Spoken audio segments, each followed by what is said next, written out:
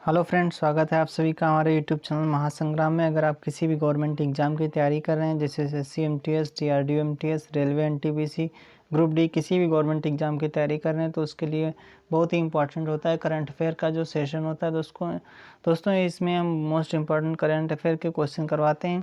चलिए दोस्तों, जो कल तक की सुर्खियों में रहे उनका क्वेश्चन का डिस्कशन कर लेते हैं। दोस्तों आज हम कुछ नए पैटर्न पे लेकर के आए हैं। दोस्तों क्या है दोस्तों, पहले क्वेश्चन करवाएंगे, क्वेश्चन के बाद दोस्तों क्या करवाएंगे, क्वेश्चन के बाद हम दोस्तों करवाएंगे कि उसमें किस टाइप से और उसका एनालिसिस। चलिए फ्रेंड्स देखते हैं, पहले क्वेश्चन देखेंगे फिर उसका जो आंसर होगा उसको फिर डिटेल से एनालिसिस करेंगे। चलिए दोस्तों, पहला क्वेश्चन क्या है।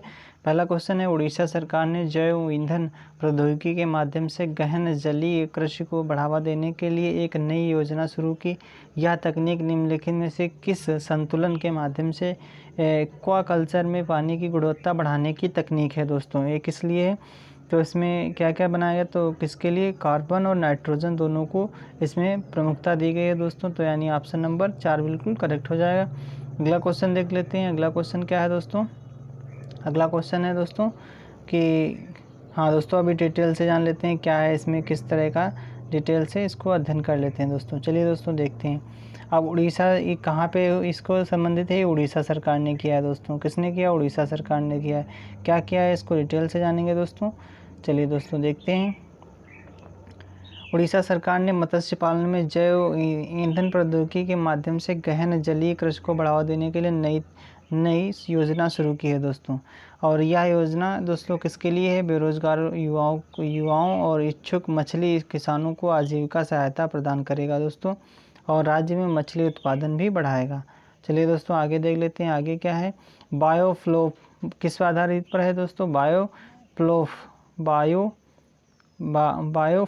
बायोफ्लोक आधारित खेती प्रणाली एक सीमित क्षेत्र में गहन मछली झींगा उत्पादन को बढ़ावा देने के लिए दोस्तों इस तकनीक का प्रयोग किया जाएगा।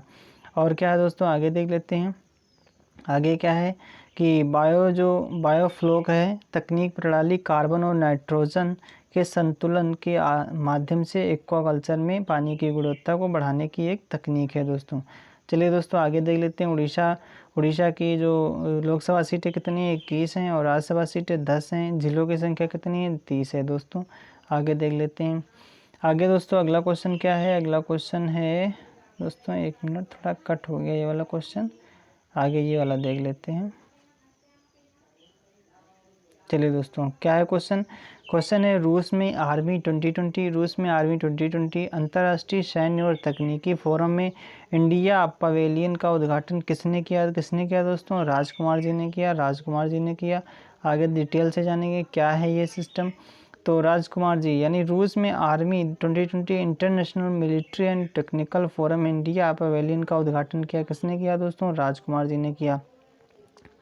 रक्षा सचिव रक्षा उत्पादन राजकुमार ने इंडिया पवेलियन का उद्घाटन किया और प्रदर्शनी में भारत रूस ब्रह्मोस संयुक्त पवेलियन सहित अन्य पवेलियन का दौरा किया दोस्तों। और रूस रक्षा मंत्रालय द्वारा आयोजित मंच मॉस्को के पास 23 से 29 अगस्त 2020 तक आयोजित किया जाएगा दोस्तों। चलिए दोस्तों रूस के बारे में देख लेते हैं। रूस की राजधानी क्या है दोस्तों, रूस की राजधानी मॉस्को है। मुद्रा कौन सी, रूसी रूबल बोलते हैं। और राष्ट्रपति कौन है, राष्ट्रपति व्लादिमीर पुतिन है। चलिए दोस्तों आगे देख लेते हैं। अगला क्वेश्चन क्या है दोस्तों, आर्मी स्पोर्ट्स इंस्टीट्यूट को 2020 के लिए राष्ट्रीय खेल प्रोत्साहन पुरस्कार के लिए किस श्रेणी के लिए चुना गया दोस्तों, किस श्रेणी के लिए चुना गया है, इसका क्या आंसर हो जाएगा, इसका आंसर हो जाएगा identification and nurturing of budding and young talent के लिए चुना गया दोस्तों। क्या है इसको डिटेल से जानेंगे दोस्तों, इसके बारे में ये डिटेल दिया गया दोस्तों। क्या है, पुणे स्थित आर्मी स्पोर्ट्स इंस्टीट्यूट को 2020 के लिए राष्ट्रीय खेल प्रोत्साहन पुरस्कार के लिए चुना गया दोस्तों। किस लिए चुना गया, राष्ट्रीय खेल प्रोत्साहन पुरस्कार के लिए चुना गया दोस्तों।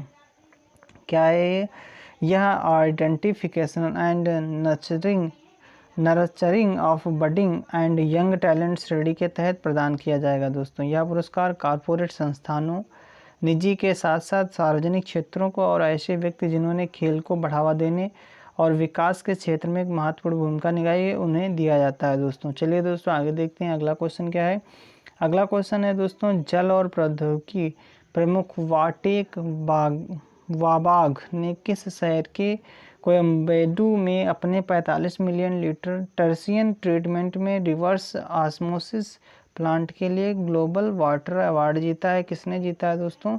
इसका आंसर क्या हो जाएगा? किसने जीता है? चेन्नई ने जीता है, चेन्नई ने जीता है। चलिए दोस्तों देख लेते हैं डिटेल से। जल प्रौद्योगिकी प्रमुख वाटेक वाबाग कौन है दोस्तों? जल प्रौद्योगिकी प्रमुख कौन है दोस्तों? वाटेक वाबाग ने चेन्नई के कोयम्बेडू में अपने 45 million litre tertian treatment reverse osmosis plant के लिए ग्लोबल वाटर अवार्ड जीता है दोस्तों। चलिए दोस्तों आगे देखते हैं क्या है। संयंत्र को वर्ष की अपशिष्ट जल परियोजना श्रेणी के तहत पुरस्कार मिला है दोस्तों। TTRO संयंत्र भारत में सबसे पहले तकनीकी रूप से सबसे उत्पन्न जल पुनः उपयोग संयंत्रों में से एक है दोस्तों। चलिए दोस्तों आगे देख लेते हैं। अगला क्वेश्चन क्या है। अगस्त 2020 में भारत ने किस देश के साथ पहली राष्ट्रीय समन्वय समिति की बैठक की सह अध्यक्षता की दोस्तों? किसके साथ की? उज्बेकिस्तान के साथ की, उज्बेकिस्तान। चलिए दोस्तों आगे देख लेते हैं। अगला क्वेश्चन क्या है। उज्बेकिस्तान डिटेल से पढ़ लेते हैं दोस्तों। क्या है? भारत और उज्बेकिस्तान 24 अगस्त 2020 को पहली राष्ट्रीय समन्वय समिति की बैठक की सह अध्यक्षता की। उन्होंने द्विपक्षीय क्षेत्रों हितों जैसे लाइन ऑफ क्रेडिट, LOC परियोजनाओं, व्यापार और निवेश के मुद्दों पर चर्चा की है दोस्तों। बैठक की सह अध्यक्षता किसने की? विदेश राज्य मंत्री कौन है? V मुरलीधरन। और उज्बेकिस्तान के उप मुख्यमंत्री कौन है? उप प्रधानमंत्री दोस्तों, मुख्यमंत्री नहीं। सरदौर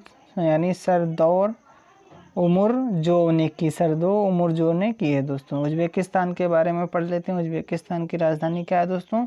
ताशकंद। राजधानी क्या है? ताशकंद। मुद्रा वहाँ की क्या है? उज्बेकिस्तान सोम।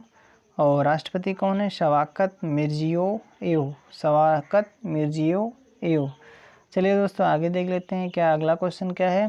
अगस्त 2020 में किस राज्य की अभिलाष नामक लॉकडाउन पर आधारित एक लघु फिल्म को सर्वश्रेष्ठ सामाजिक संदेश फिल्म श्रेणी में Bengal lockdown online film festival में अंतर्राष्ट्रीय पुरस्कार मिला दोस्तों? किसको मिला है देख लेते हैं। उड़ीसा सरकार है, उड़ीसा सरकार की है दोस्तों एक कौन सी? अभिलाष नामक एक लॉकडाउन पर आधारित एक लघु फिल्म को मिला है दोस्तों सर्वश्रेष्ठ सामाजिक संदेश फिल्म श्रेणी में Bengal lockdown online film festival में एक अंतर्राष्ट्रीय पुरस्कार मिला दोस्तों। अब देख लेते हैं डिटेल से उड़ीसा के बारे में। उड़ीसा के बारे में देख लेते हैं। पहले इसके बारे में देख लेते हैं। एक अंतर्राष्ट्रीय पुरस्कार मिला है और ये क्या है दोस्तों? आयोजक क्या है? शुभम पुरवा की देखरेख में आयोजित इस फेस्टिवल में दुनिया भर की करीब 135 फिल्मों की प्रतियोगिता हुई थी। इन फिल्मों में से 20 देशों की केवल 50 फिल्मों को आधिकारिक तौर पर नामांकित किया गया था। चलिए दोस्तों आगे देख लेते हैं। उड़ीसा की भी देखा था, जिलों की संख्या और ये सब देख लिया था। आगे देख लेते हैं दोस्तों। आगे क्या है दोस्तों? तुर्की ने दुर्विजय S-400 वायु रक्षा मिसाइल प्रणाली के दूसरे जत्थे के प्रतिपादन पर किस देश के साथ अनुबंध किया है दोस्तों? किसके साथ? रसिया के साथ। रसिया से ही दोस्तों अपना देश खरीद रहा है। S-400 डील हो चुकी है। चलिए दोस्तों आगे देख लेते हैं डिटेल से। रूस और तुर्की ने दुर्विजय S-400 वायु रक्षा मिसाइल प्रणाली के दूसरे जत्थे के प्रतिपादन पर एक अनुबंध पर हस्ताक्षर किए हैं। अब पक्ष अनुबंध को लागू करने की वित्तीय व्यवस्था पर चर्चा कर रहे हैं। और देख लेते हैं दोस्तों क्या है डिटेल से। रूस और तुर्की ने सितंबर 2017 में S-400 वायु रक्षा प्रणालियों की आपूर्ति के लिए एक ऋण समझौते पर हस्ताक्षर किए थे।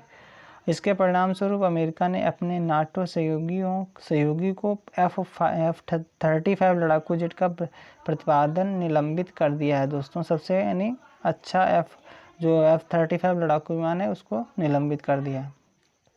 आगे देख लेते हैं रूस के बारे में।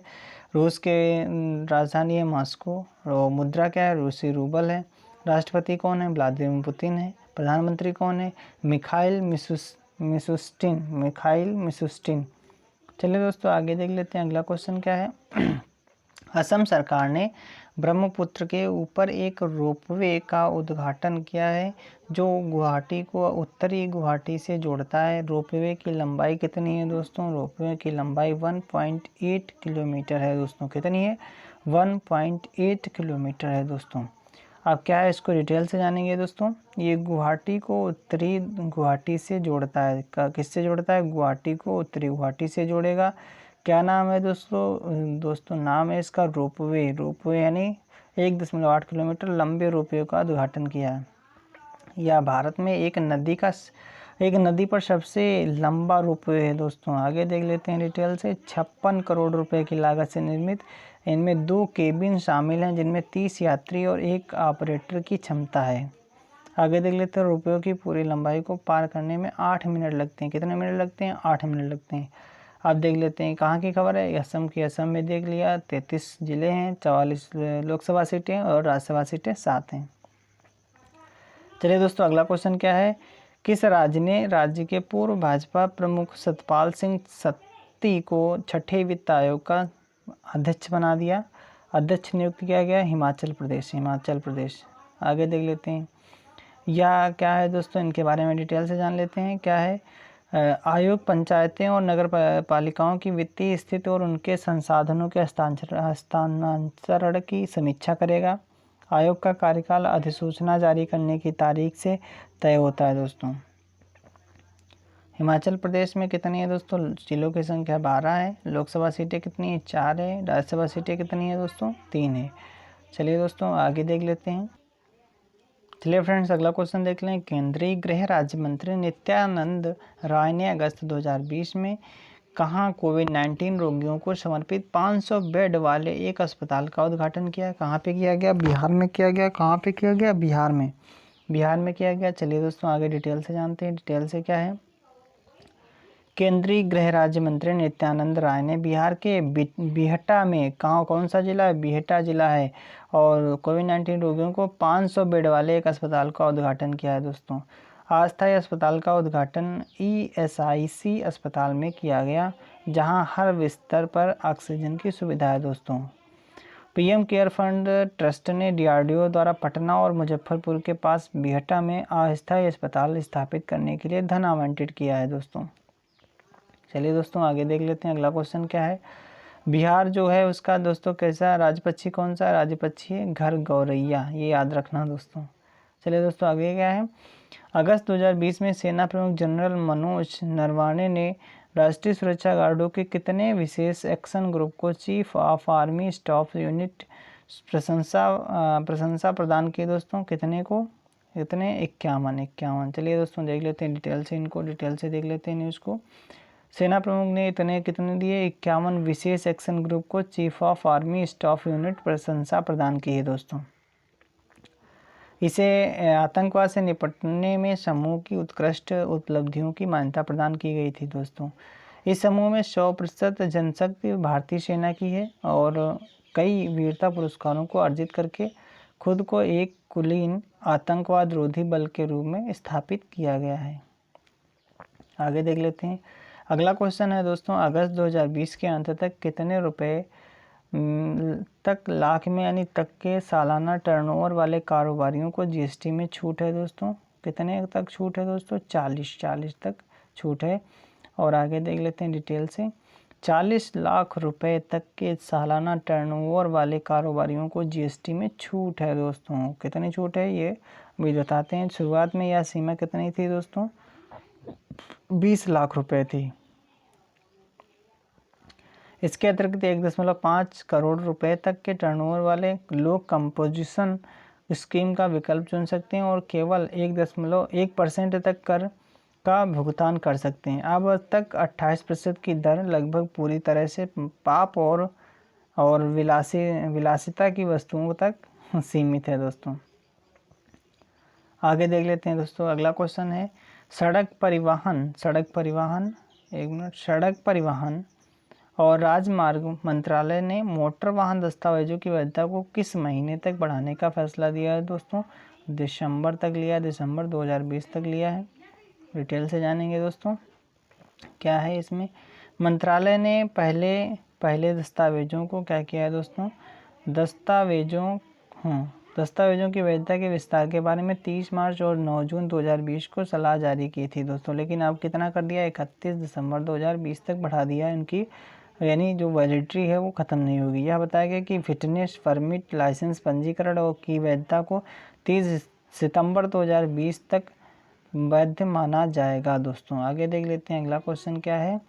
अगला क्वेश्चन है, केंद्र ने एक अधिसूचना के माध्यम से ट्रांसजेंडर व्यक्तियों के लिए एक राष्ट्रीय परिषद का गठन किया। इसका पदेन अध्यक्ष कौन होगा?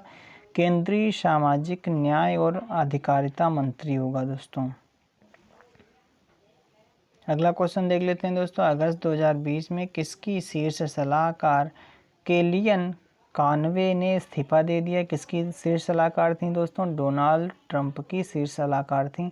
अब इनको डिटेल से देख लेते हैं क्या है थी दोस्तों। इन्होंने इस्तीफा दे दिया है और 24 अगस्त 2020 से शुरू होने वाले रिपब्लिकन नेशनल कन्वेंशन के तीसरे दिन के प्रमुख वक्ताओं में से एक हैं दोस्तों। कॉनवे 2016 में ट्रंप की अभियान प्रमुख थी दोस्तों, जब इनका चुनाव हुआ था तब। वह ट्रंप प्रशासन की एक मजबूत रक्षक बनी रही दोस्तों। अगला क्वेश्चन क्या है। अगस्त 2020 में किस राज्य के मुख्यमंत्री ने एक महत्वाकांक्षी NRI एकीकृत पोर्टल लॉन्च किया दोस्तों? किसने लॉन्च किया? उत्तर प्रदेश ने लॉन्च किया है। देख लेते हैं डिटेल से दोस्तों किसने लॉन्च किया। माननीय योगी जी ने लॉन्च किया है। NRI एकीकृत पोर्टल लॉन्च किया है दोस्तों। आगे देख लेते हैं अगला क्वेश्चन क्या है। उत्तर प्रदेश में देखो जिलों की संख्या कितनी है? 75 है। लोकसभा सीटें 80 हैं। राज्यसभा सीटें कितनी हैं?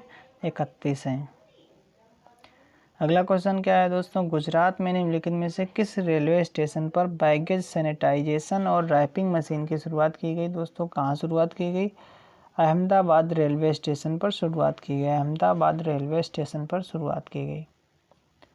अब डिटेल से जानेंगे दोस्तों क्या है। यह भारतीय रेलवे में अपनी तरह का पहल है और महामारी के बीच सुरक्षित यात्रा सुनिश्चित करने के लिए डिवीजन बैगेज सैनिटाइजेशन और रैपिंग मशीन के साथ आया है दोस्तों। आगे देख लेते हैं आगे क्या है। यह पराबैंगनी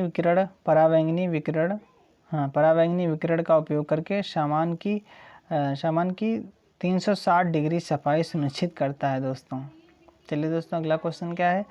निम्नलिखित में कौन सा 1642 करोड़ की लागत से विश्व स्तरीय सुविधाओं के साथ एक मेकओवर पाने के लिए तैयार किया गया दोस्तों? छत्रपति शिवाजी महाराज टर्मिनस को किया गया दोस्तों। आगे देख लेते हैं दोस्तों, इसको डिटेल से थोड़ा पढ़ लेते हैं क्या है इसमें डिटेल से। मुंबई का प्रतिष्ठित छत्रपति शिवाजी महाराज टर्मिनस 1642 करोड़ रुपए की लागत से विश्व स्तरीय सुविधाओं के साथ एक मेकओवर पाने के लिए तैयार है दोस्तों। स्टेशन के दक्षिणी छोर पर अधिक पैदल यात्री स्थान बनाने के लिए कुछ मौजूदा कार्यालयों को ध्वस्त कर दिया गया दोस्तों। चलिए दोस्तों आज के लिए इतना ही। अगर आप हमारे चैनल पे पहली बार आए तो हमारे चैनल को सब्सक्राइब कर लें। अगर आप डेली करंट अफेयर की क्लास लेना चाहते हैं तो उसको सब्सक्राइब करने के बाद बेल आइकन भी प्रेस कर लें ताकि हमारी रोज़ाना की वीडियो आपको मिलती रहे। चलिए दोस्तों आज के लिए इतना ही। Thank you.